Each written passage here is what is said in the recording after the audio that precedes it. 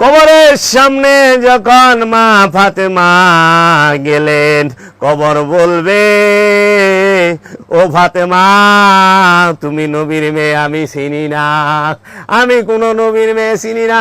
তুমি আলী রাদিয়াল্লাহু তাআলা আনহুর স্ত্রী, আমি চিনি না। তুমি হাসান হোসেনের মা, আমি চিনি না। তুমি নবীর বেটি, আমি চিনি না। আমি চিনি আমল, আমল বালা হইলে আমার থেকে রেহাই পাইবা, নাইলে পাইবা না। কও ঠিক কিনা? কতটি কানা আছে? ঠিক, ঠিক। এটা হলো টুকাই না হাদিস, কোরআনের সাথে সাংঘর্ষিক। এটা টুকাই না হাদিস।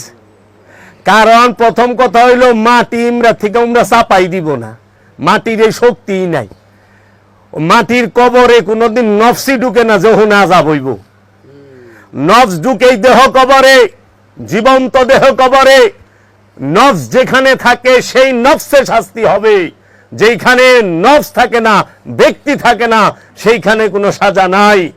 আর ফেরেশতাদেরকে কোনো পাওয়ার দেওয়া হয় না যে নফসকে তারা ফুৎকার করবে। একমাত্র কোরআনে পাই নবী ঈসা, সে রূহ ফুৎকার করছে, নফসও ফুৎকার করছে, দুইটাই ফুৎকার করছে। ঈসা রুহুল্লাহ ওয়া উবারিউল আকমাহা ওয়াল আবরাসা ওয়া উহিল মাউতাকুম বিইজনিল্লাহ। আল্লাহর হুকুমে উঠে দাঁড়াও। 7 দিনের মরা উঠে খাড়া হয়ে গেছে। রূহ ফুৎকারও করে, আবার নফসও ফুৎকার করে। কে? আল্লাহর নবী, আল্লাহর রাসূল, আল্লাহর ওলিরা। এই ক্ষমতা আল্লাহর তরফ থেকে তাদেরকে দেওয়া হয়েছে আল্লাহর হুকুমে। এখন ফেরেশতার তো ক্ষমতা নাই যে লাশের মধ্যে নফস দিব। নফস যখন এই দেহ থেকে বাইরে যায়, তখন এই লাশ হয়ে যায় দেহ। দেহ লাশ হয় না?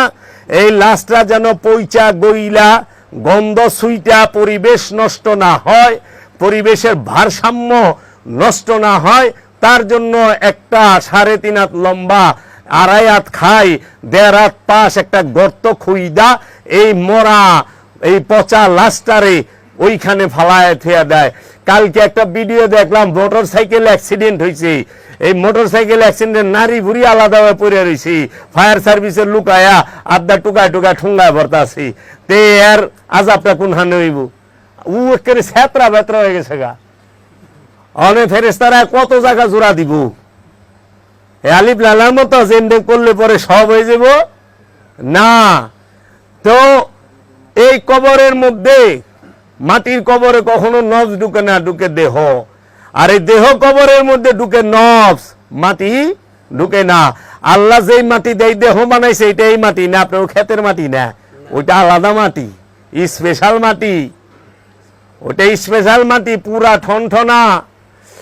এখন এই কবরের আযাব নিয়া যে সমস্ত মিথ্যা বিভ্রান্ত কথাগুলো বলা হয়েছে কোরআন বিরোধী, এবং সুপারিশ নিয়া বলছিল জাকির নায়েক যে মুহাম্মদ সাল্লাল্লাহু আলাইহি সাল্লামই বলে কেউ সুপারিশ করা পারবো না, বাকি বাবা লোক কত ছোড়ো, এমনি কইছিল। কিসের খাজা বাবা, কিসের বড় পীর, কিসের মুজাদ্দিদ আল ফিসানি, কিসের বাহাউদ্দিন নাকশবন্দ, কোন বাবা, কোন পীর টির এরা সুপারিশ করতে পারবো না। হ্যাঁ, স্পষ্ট ভাবে কইছে, ইন্টারনেটে ভিডিও আছে, উসিলা ধরা বেদাত, হেরা কইছে শিরিক, এই কথা কইছে। এখন আমি একটু কোরআন থেকে বলতে চাই, এই দলিলটা তারা কোরআনে কই পাইলো যে রাসূল সাফায়াত করতে পারবে না, নবী সাফায়াত করতে পারবে না, ওলি সাফায়াত করতে পারে না? পাইছে। সেইটা হলো সূরা বাকারার 48 নম্বর আয়াতটা দলিল দেয়। আমি সূরা বাকারার 48 নম্বর আয়াতটা শব্দে শব্দে আমার মুর্শিদের যে কোরআন, কুরআনুল মাজিদ হুবহু অনুবাদ যে কালান্দার বাবা জাহাঙ্গীর করছেন 15 পারা, সেইখান থেকে আপনাদের প্রতিটা শব্দের কি অর্থ আমি বলবো। আল্লাহ বলতেছেন, ওয়া এবং আত্তাকু, তোমরা ভয় করো, ইয়াউমা, সেই দিনকে, লা না তাজি, কাজে আসবে, নাফসুন, নফস, আন, বদলে, পরিবর্তে, নাফসি, কোন নফসের, সেই আন, কিছুই, ওয়া এবং, লা না ইউকবালু, কবুল করা, মিনহা, ওহা হইতে, শাফাআতুন, সুপারিশ। সুপারিশের আরবি হইল শাফাআতুন। সূরা বাকারার 48 নম্বর আয়াতে পাইবেন। ওয়া এবং লা না ইউখাজু নেওয়া হইবে মিনহা উহা হইতে আদলুন বিনিময়, ওয়া এবং লা না হুম তাহাদের ইউনসারুন সাহায্য করা হইবে। এর পুরা অর্থটা হইল, এবং সেই দিনকে তোমরা ভয় করো যেই দিন কোন নফসের বদলে কিছুই কাজে আসিবে না, এবং উহা হইতে কোনো সুপারিশ কবুল করা হইবে না এবং দেওয়া হইবে না, উহা হইতে কোনো বিনিময় এবং তাহাদের সাহায্য করা হইবে না। কোন নফসের সাহায্য আসবে না, কোন নফস থেকে কোন নফসের জন্য বিনিময় গ্রহণ করা হবে না, কোন নফসের কোনো উপকারে আসতে পারবে না। কোন দিন? কিয়ামতের দিন, মৃত্যু দিবসের দিন, মরণের দিন, মৌতের সময় কোন নফস। এখন আপনি একটি নফস, আমি একটি নফস, আমার সন্তান সেও একটি নফস, ছেলে, আমার মেয়ে সেও একটি নফস, আমার স্ত্রী সেও একটি নফস, আমার মা, আমার ভাই, আমার বোন, আমার বাবা, আমার আত্মীয় স্বজন সবাই একটি নফস, একটি করে আলাদা আলাদা নফস।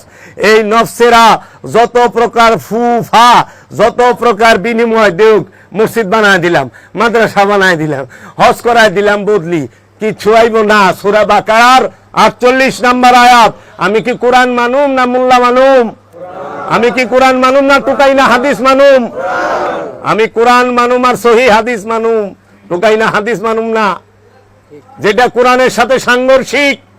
এখানে বলছেন নফসের কথা, এখানে কিন্তু বলে নাই কোন রসুল কোন নফসের জন্য সুপারিশ করতে পারবে না, এটা বলছে? নফস আর রসুল কি এক? নফস আর রসুল কি এক? নফস হচ্ছে খান্নাত যুক্ত থাকে, নফস নাপাক হয়, রসুল নাপাক থাকে না। রসুল হাদি, রসুল হেদায়েতকারী, রসুল প্রেরণ হয়, নফসকে সৃষ্টি করা হয়। রসুল স্রষ্টা, রসুল নাজেল হয়, রসুল আগমন করে, আর নফসকে সৃষ্টি করা হয়।